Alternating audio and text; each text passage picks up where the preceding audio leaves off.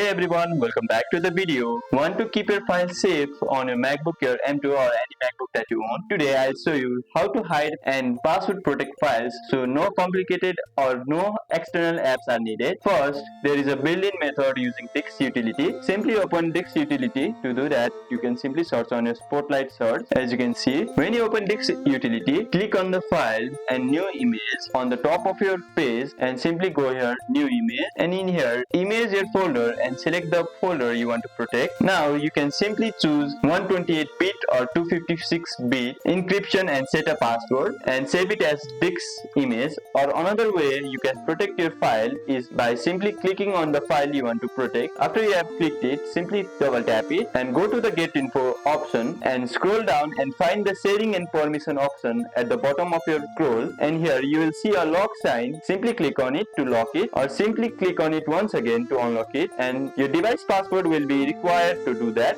And that's how you can hide and password protect files on your MacBook Air M2. Try it out and keep your sensitive data safe. Comment below if you found this tip helpful and subscribe for more Mac hacks. See you in the next video. Thank you for watching.